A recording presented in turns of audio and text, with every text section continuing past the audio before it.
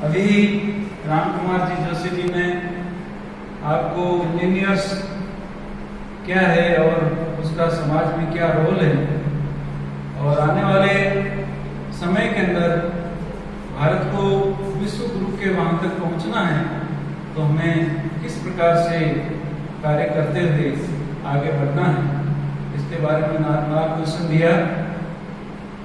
मैं चूंकि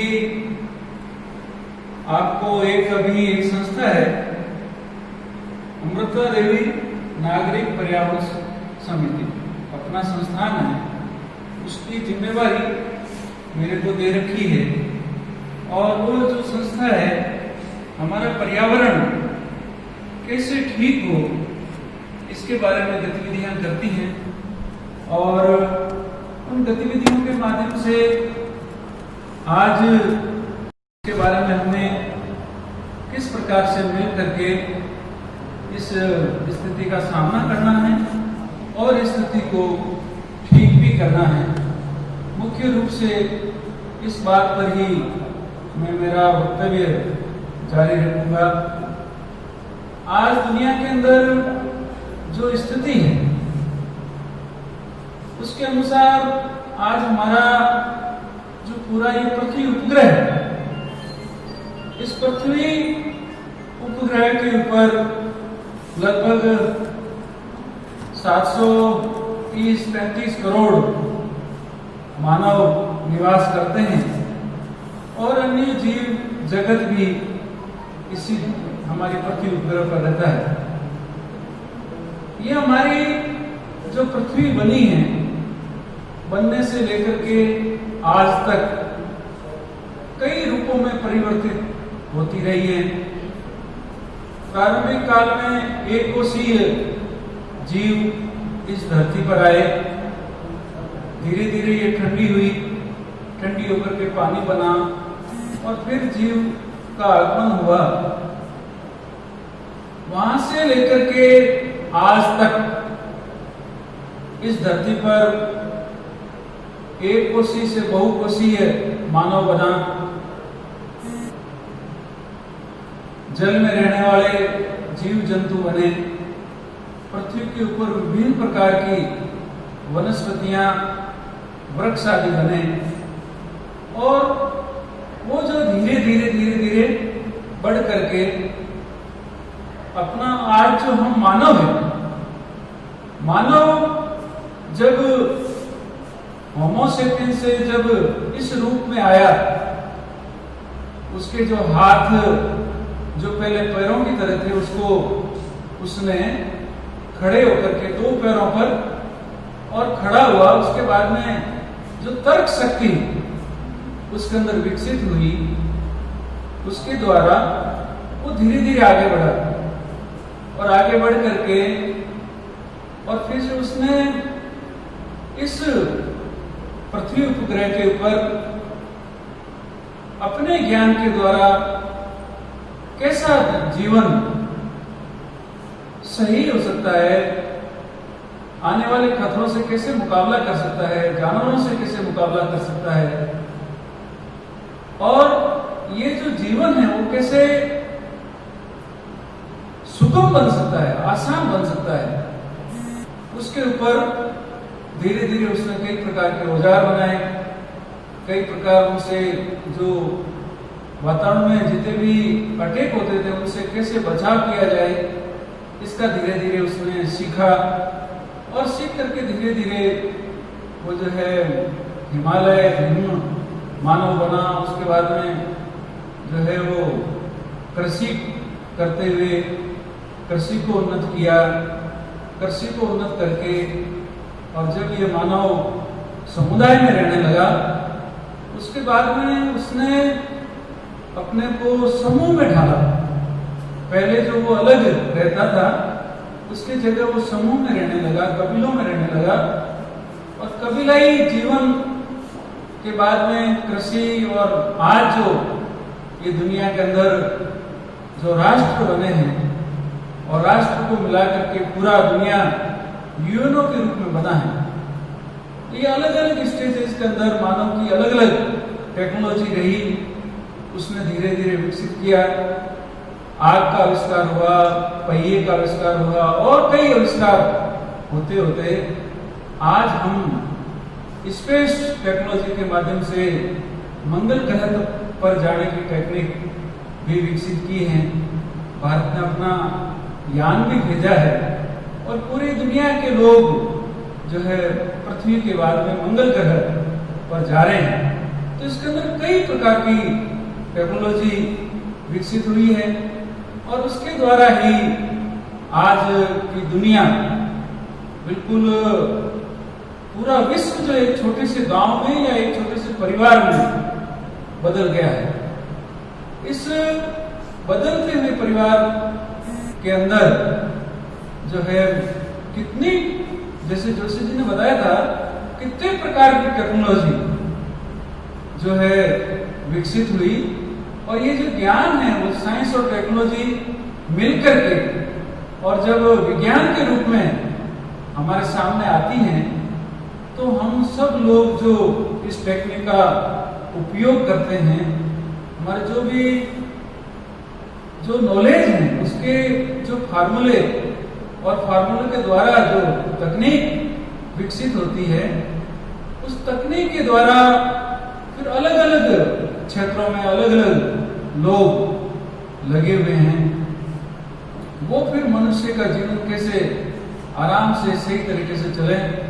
उदाहरण के रूप में जैसे बताया कि पहले टेलीफोन किस तरीके से काम करता था, आज कितना जो है आईसी सर्किट और इस प्रकार के जो डेवलप हुए, उसके कारण से एक अपने जो मोबाइल है उसके अंदर पूरा जो है साइंस टेक्नोलॉजी ने इतना छोटा रूप बना दिया कि मैं मेरे इंजीनियरिंग कॉलेज जोधपुर में जो एमबीए इंजीनियरिंग कॉलेज है उसके अंदर राजस्थान का सबसे पहला कंप्यूटर लगा था और उसके अंदर एक सरदार जी जो उसमें देख रेख करते थे, इलेक्ट्रिकल वाले, इलेक्ट्रॉनिक्स वाला, इलेक्ट्रॉनिक्स जस्ट प्रारंभ हुआ था। तो बहुत कम से कम 3 इस हॉल को तो नहीं कहना चाहिए, आधा हॉल के जितना बड़ा जो है 2-3 कमरे उस कंप्यूटर के अंदर लगे थे। 0101 की कोडिंग करके पंच कार्ड था जिनको पंचिंग करके वो जो, और उसके अंदर जाते थे तो जूते बाहर रखो और एसी वो दुनिया भर कर। आज अपने कंप्यूटर हर जगह जो है जगह जगह लगे हैं, कितना आराम से जो है ये सारा काम करते हैं। तो अपन देखते हैं कि मानव ने कितना जो है साइंस टेक्नोलॉजी का उपयोग करके कैसे कैसे यंत्र जो है हमारे लिए बना दिए। ऐसे ही हर इंजीनियरिंग, चाहे इलेक्ट्रिकल हो, टेलीकम्युनिकेशन हो, सिविल हो, मैकेनिकल हो, माइनिंग हो, और आज जो नैनो टेक्नोलॉजी के अलग अलग इंजीनियरिंग के जो समूह बन रहे हैं, एग्रीकल्चर में जो नया नया डेवलपमेंट हो रहा है, ऐसे कई प्रकार की इंजीनियरिंग के द्वारा आज मानव का जीवन काफी सुगम होता जा रहा है। तो ये टेक्नोलॉजी के रूप में हम अभी भी आने वाले दिनों में पता नहीं कितना और तेजी से इसका विकास होगा और वो मानव के हित में काम में आएगी। लेकिन इसका जो दूसरा रूप है कि जब से ये धरती बनी है और इस धरती के ऊपर 100 करोड़ आदमी, 1 करोड़ मतलब 100 करोड़ 1 अरब लोगों को शुरू से लाखों सालों से लेकर के आने में 18वीं जो सदी थी, 1800 साल, वहां तक वो जो है 1 अरब की जनसंख्या इस धरती पर आई और इसके बाद में हर 30 साल में, 20 साल में, 10 साल में, अब तो ऐसा है कि हर साल 10 करोड़ की रफ्तार से अपन पृथ्वी के अंदर पॉपुलेशन जुड़ती जा रही है और इस जुड़ती हुई पॉपुलेशन, इस दबाव पॉपुलेशन का जो बढ़ा है और जो नई जो विश्व व्यवस्था बनी है पहले जो कृषि का युग अलग था, फिर जो है एक देश का दूसरे देश से व्यापार का अलग तरीका था। लेकिन अब इस समय में जो विश्व व्यवस्था बनी है, जिसके अंदर बड़े बड़े देश और कुछ कंपनियां वो पूरी पृथ्वी के ऊपर प्रभुत्व जमा लिया है। और इसके अंदर अमेरिका, चाइना, जर्मनी, ब्राजील, ऐसी कई जो देश हैं और फिर कुछ जैसे जोशी जी ने बताया था अमेजन जैसी और ये बड़ी बड़ी कंपनियां, इन लोगों ने पूरी दुनिया के अंदर जो कंपनी एक्ट बना है और उसके द्वारा जो दुनिया के अंदर जो नए नए कानून बनते जा रहे हैं इसको चलाने के लिए, उन लोगों ने अपने हित में ऐसे ऐसे कानून बना लिए हैं जिससे उनकी धन संपदा अपार रूप से बढ़ती जा रही है। आज के समय में मैं सोचता हूँ करीब जो है 10-12 लोग हैं दुनिया के, या 12 कंपनियां हैं जो दुनिया की आधी से अधिक आबादी का जो है वो उपयोग करते हैं। यानी इतना ज्यादा अपार संपदा उनके हाथों में है या उनके कंट्रोल में। ये सारा जो कंट्रोल स्थापित होते जा रहा है उसके कारण से, और 18वीं शताब्दी तक इस धरती का जो तापमान था, जब से पृथ्वी का आविर्भाव हुआ है तब से लेकर के 18वीं शताब्दी तक, यानी औद्योगिक क्रांति शुरू होने से पहले हमारी पूरी पृथ्वी का जो है वातावरण, जलवायु इतना सही था, बढ़िया था कि कहीं किसी प्रकार की इस एनवायरमेंट को खराब नहीं किया उन्होंने। ना जमीन को खराब किया, ना हवा को खराब किया, ना वनस्पति जंगल को खराब किया, ना और किसी प्रकार की बीमारियां हुई। लेकिन ये 18वीं शताब्दी के बाद जो ये औद्योगिकरण जो यूरोप से शुरू हुआ, पूरी दुनिया के अंदर धीरे धीरे फैल करके आज जिस रूप में बढ़ा है, उसके कारण से हमारी धरती का टेम्परेचर जो है बढ़ता जा रहा है। ये बढ़ने के कारण से जो अपना वातावरण है जिसके अंदर हमारी CO2 की मात्रा 19-20% है, नाइट्रोजन, मैं अभी इंजीनियरिंग कॉलेज में हूं, बाद में बात करता हूं। इसके कारण से जो है दिनों दिन हमारा जो CO2 की मात्रा ये बढ़ती जा रही है। और CO2 जब बढ़ती है और यहाँ अपनी जमीन, पृथ्वी उपग्रह के ऊपर जब आकाश की किरणें वगैरह वो आती है, ये CO2 बढ़ने से तापमान बढ़ता है। जो आकाश से रेज आती है वो वापस जाने की गति उसकी कम हो जाती है। धरती का तापमान धीरे धीरे बढ़ता जा रहा है। इस धरती के बढ़ते तापमान के कारण से जो ये ग्लोबल वार्मिंग की जो प्रॉब्लम शुरू हो रही है, इस ग्लोबल वार्मिंग से पूरी दुनिया के अंदर एक जो है असमानता या पूरी दुनिया में जो संकट है वो दिनों दिन बढ़ते जा रहे हैं। CO2 बढ़ने से टेम्परेचर बढ़ रहा है, टेम्परेचर से हमारी जो समुद्र है उनका लेवल ऊंचा जा रहा है। समुद्रों के पास में बसे हुए जैसे अपना सुमात्रा, जावा वगैरह है, और ये बांग्लादेश, ढाका वगैरह से हैं, हमारा बॉम्बे जैसे ये कुछ जो शहर हैं, ऐसे दुनिया के कई शहर के अंदर टेम्परेचर से जो वाटर का लेवल राइज हो रहा है, तो उससे कई देश जो है संकट में आते जा रहे हैं, कई शहर संकट में आते जा रहे हैं। और इस टेम्परेचर के बढ़ने से जो हमारा जलवायु जो है वो बढ़ने से कहीं तूफान आ रहे हैं, कहीं बर्फबारी हो रही है। हमारा जो है चाहे नेपाल में पेड़ कट रहे हों या वहाँ का जो ग्लेशियर पिघल रहे हों, और ग्लेशियर पिघलने के कारण से उसका असर जो है नीचे हमारे भारत और बांग्लादेश इन देशों में होता है। तो ये सारा जो टेम्परेचर के कारण से जो दुनिया के अंदर जो संकट आ रहा है, उसके कारण से हमारा सारा जो पूरा ये पृथ्वी उपग्रह है धीरे धीरे इस स्थिति में जा रहा है जिसमें वैज्ञानिक लोग ये दावा करते हैं कि इस सदी के अंत तक शायद मानव बचेगा ही नहीं। मानव सहित जीव जगत पूरा ही जो समाप्ति की ओर जा रहा है। ये वैज्ञानिकों के अलग अलग आकलन हैं और ये 1980-90 से वैज्ञानिक लोगों ने 5-5 हजार वैज्ञानिकों ने मीटिंग करके कहा कि ये धरती का यदि टेम्परेचर ऐसे ही बढ़ता रहा, ग्लोबल वार्मिंग ये होती रही, तो फिर हम लोग जिंदे नहीं रह पाएंगे। और आज के समय में समुद्रों के अंदर रहने वाले 50% जो जीव जंतु थे वो समाप्त हो गए। जो मछलियां थी उनकी डायरेक्शन बदल गई और धरती के ऊपर जो जितने भी वनस्पति थी वो 50% खत्म हो गई।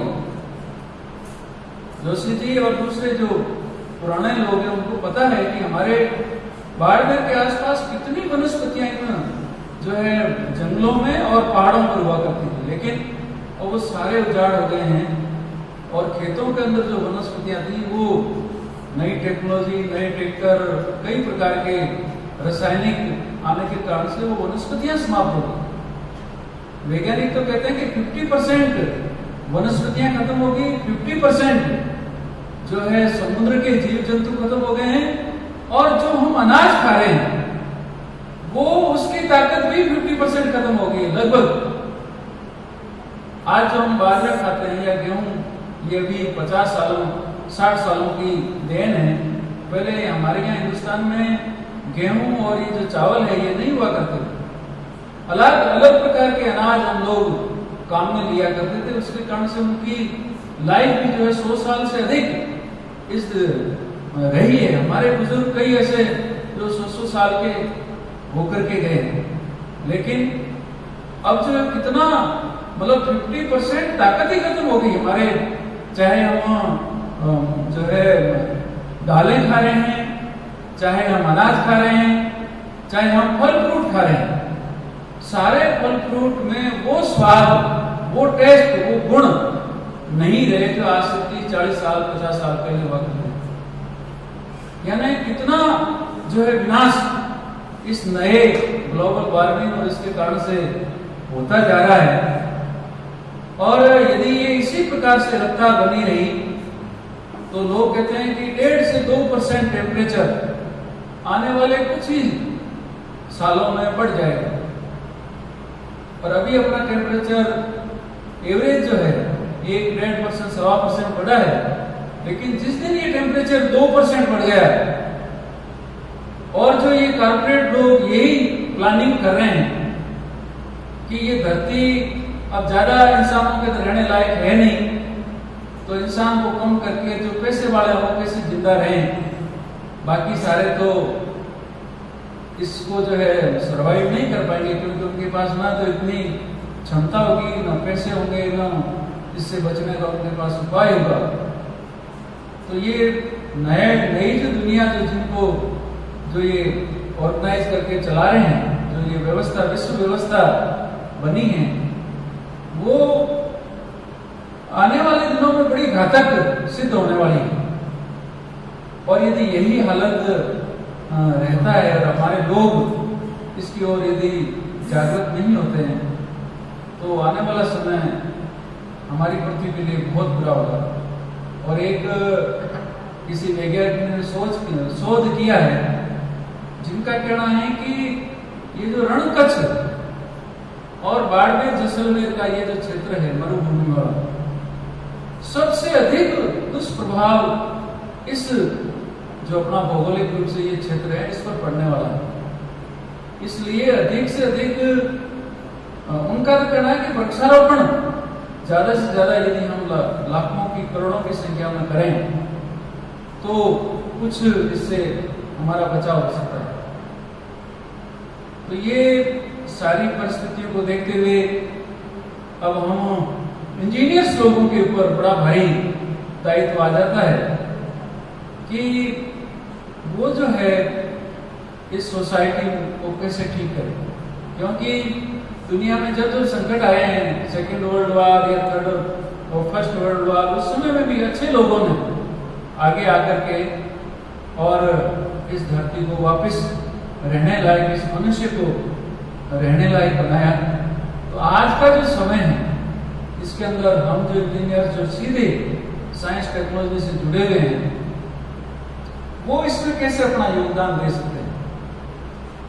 आज यदि हमारा इंजीनियर कोई सड़क बन रही है और उसके ऊपर बीच में कोई सघन ऐसे वृक्षारोपण है, तो उसको कैसे बचा करके और उसका अलाइनमेंट ठीक कर सकते हैं, ये इंजीनियर्स का काम होता है।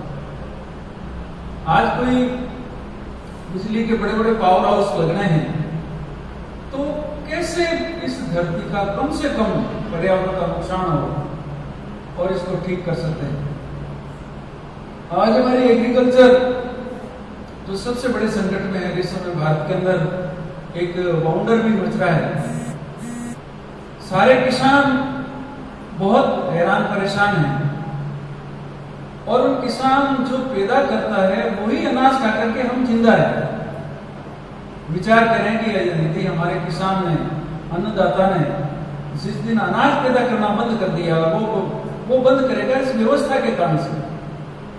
ये व्यवस्था यदि उनको जीने लायक नहीं रहने देगी, उनका अनाज का मोल है, उनके अनाजों की अलग अलग जो जेनेटिक चेंजेस किए जा रहे हैं, उनके इतने भारी नुकसान होने जा रहे हैं, तो उसको हम लोगों को भी जो ये जो सरकारें काम करती है उसके ऊपर अपना जनमानस का भी जो है उसमें योगदान होता है।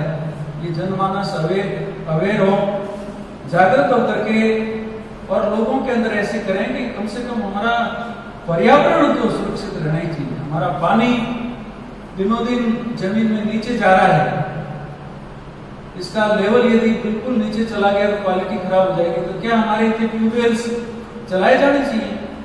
तो इंजीनियर्स इसमें अपना योगदान दे करके कम से कम जो आज जैसे पहले जो खेती करते थे उसकी जगह स्प्रिंकलर और अब जो है और जो इस प्रकार की टेक्निक आई है, तो हम इंजीनियर्स लोग इस खेती को कैसे विकसित करके किस प्रकार का रूप दें कि वो कम से कम पानी धरती के अंदर जो पानी है, जो ये संपदा है, इसका कम से कम उपयोग करें। ऐसे ही अन्य जितने भी इंजीनियरिंग ब्रांचेज हैं, इन सब इंजीनियर्स का मैं सोचता हूँ कि सोसाइटी के अंदर बड़ा भारी रोल है। वो भी जो है इनके प्रति सजग रहें। आज जितना जो खराबा हो गया है उसमें जो है शुद्ध हवा हो, चाहे शुद्ध पानी हो या पौष्टिक भोजन और अनुकूल तापमान, ये सारे जो खराब होते जा रहे हैं, इस स्थिति में ये धरती क्या हमारे लिए रहने लायक रहेगी? और इसको बचाने के लिए हमारी जो आज की जो विश्व व्यवस्था है, जिसके अंदर धन को सबसे ज्यादा महत्व दिया जाता है, और ये प्रकृति के जितने भी संसाधन है, हवा है, पानी है, मिट्टी है, समुद्र है, ये जो संसाधन है जो प्रकृति से हमें प्राप्त है, इनके ऊपर इन पैसे वालों का कब्जा नहीं होकर के आम जनता का, आम लोगों का ये इनके कंट्रोल में रहना चाहिए। और इसके लिए पूरे अपने यहाँ से लेकर के यूएनओ तक, अभी एक बच्ची ने, अभी जो जलवायु का जो हुआ था सम्मेलन, उसके अंदर एक 14 साल की बच्ची ने बड़े प्रभावशाली तरीके से पूरी दुनिया को बताया कि आप जो करते जा रहे हो ये ठीक नहीं है, हम सब संकट में आ रहे हैं, इसलिए आप इसमें सुधार करें। तो हम लोग भी उसके अंदर भागीदार बने और भागीदार बन करके और कुछ व्यवस्था को ठीक करने का काम करेंगे। तो मैं सोचता हूँ कि ये जो ग्लोबल वार्मिंग की वजह से कुछ और जो परेशानियां हमारे सामने हैं, जैसे गरीबी की हैं, असमानता की है, अन्याय की है, जनसंख्या विस्फोट, कृषि का संकट, पेयजल संकट, बढ़ती हुई बीमारियां और परमाणु युद्ध का खतरा, इस विश्व के अंदर जो ये सारे प्रॉब्लम्स आ रहे हैं, उन सब प्रॉब्लम्स के अंदर भी हम बीइंग ए मानव इस प्रकृति का पार्ट है।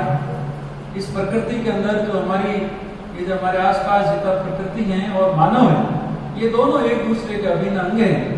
और अभिन्न अंग हैं तो इन सब को सुरक्षित रखना चाहिए, इनका संवर्धन होना चाहिए। और ये ठीक होंगे तो ही हमारा जो जीवन संभव है। इन सब बातों को देखते हुए हम अपनी भागीदारी को निभाएं।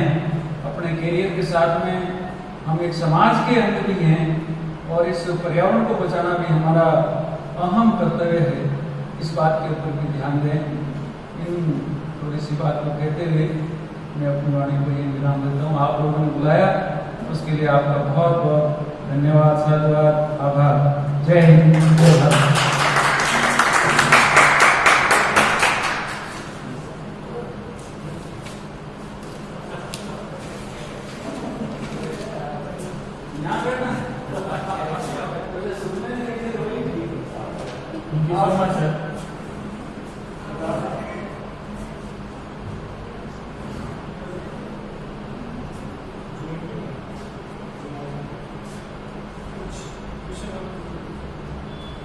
स्टूडेंट्स अगर कुछ भी क्वेश्चन पूछना चाहते हैं ताराचंद जी सर से और राम कुमार जी जोशी जी से तो पूछ सकते हैं। चैट बॉक्स में क्वेश्चन टाइप कर दीजिए, मैं यहाँ से बोल के बता दूंगा उनको, तो आपके आंसर मिल जाएंगे।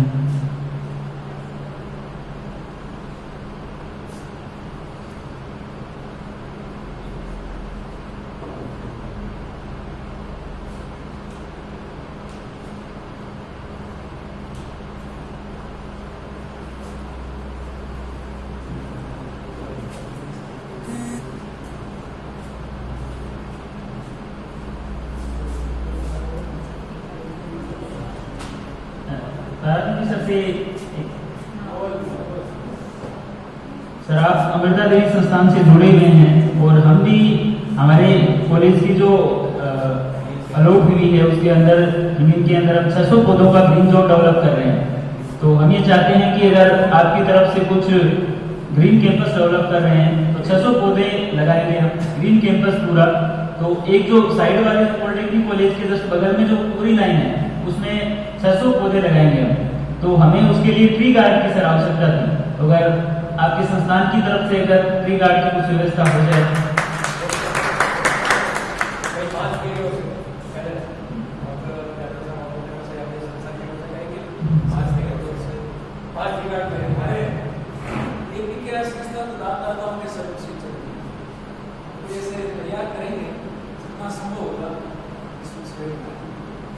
Thank you so much sir. Sir ने बताया है कि वो भी समाज सेवकों से चलती है, तो जो भी व्यवस्था होगी अपनी तरफ से करेंगे। और राम कुमार जी जोशी जी की तरफ से 5 ट्री गार्ड ने बोला है कि जब भी आप लाओ तो वो 5 मेरी तरफ से भी लेके आ जाना। और सर ताराचंद जी सर की तरफ से भी 5, उनकी तरफ से भी। तो जितना हम पर्यावरण को बचाएंगे, योगदान दे पाएंगे, जितना हम सभी कोशिश करेंगे।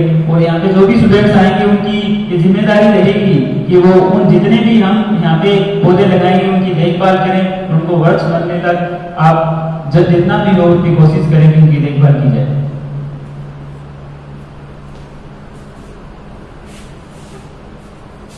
अभी मैं मुकेश जी से निवेदन करूंगा कि वो राम कुमार जी जोशी जी का फॉलो लगाकर अभिवादन करें।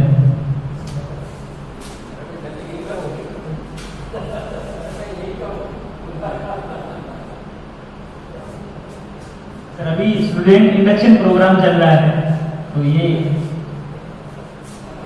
वैसे तो सर को हम जब भी बुलाते हैं सर हमेशा रेडी रहते हैं।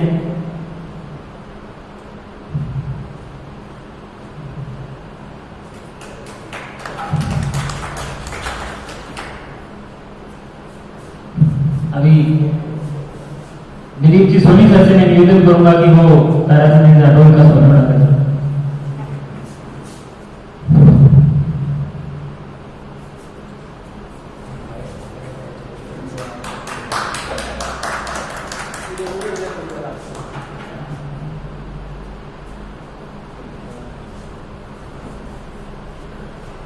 Thank you so much sir. ये स्टूडेंट इंडक्शन प्रोग्राम का अभी 29 तक है हमारा सर, तो इसमें हम बाहर से बुलाते रहते हैं जो भी, क्योंकि जो बच्चे नए आएंगे वो यहाँ के माहौल से थोड़ा रूबरू हो जाए और उनके लिए क्या पॉसिबिलिटी है, क्या स्कोप है, लाइफ को कैसे जीना है, ये सारी चीजें हम चाहते हैं कि उनको पता चले। अब कोविड है, इस वजह से हम ऑफलाइन नहीं कर पा रहे चीजें, तो ऑनलाइन ही करना पड़ रहा है। Thank you so much sir, आप यहाँ पे पधारे और हमारे बच्चों को लाभान्वित किया, इसके लिए बहुत बहुत धन्यवाद। और हम आशा करते हैं सर कि जब भी हमें आवश्यकता होगी, जब भी बच्चे आ जाएंगे, तो आपसे निवेदन है कि आप जरूर आए और बच्चों को अपने एक्सपीरियंस शेयर करें, जिससे उनको अपने फ्यूचर की प्रॉब्लम को सोल्व करने में आसानी हो। Thank you so much sir.